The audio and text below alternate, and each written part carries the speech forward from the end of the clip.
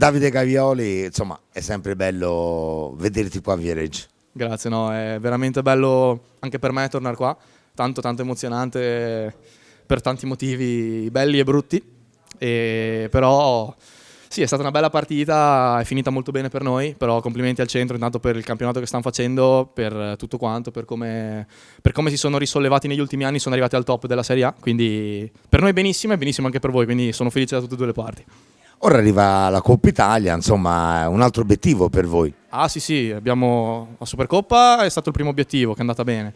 Adesso iniziano a giocarsi le partite quelle per i trofei, perché adesso in Coppa Italia è da dentro fuori già sabato, poi dopo inizieremo anche a fare più sul serio in Eurolega e si finisce il campionato, quindi adesso iniziano le partite quelle che non si possono sbagliare. Abbiamo lavorato tutto l'anno per questo momento qua, quindi sì, diciamo che ora si tirano le somme.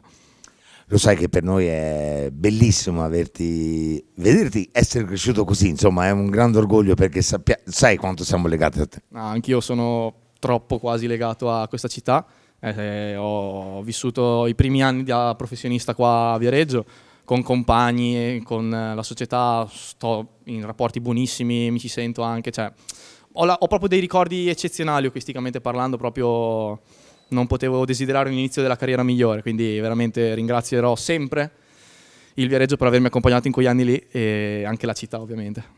Grazie e in bocca al lupo per tutto, te lo meriti. Crepi, grazie mille a voi, ciao.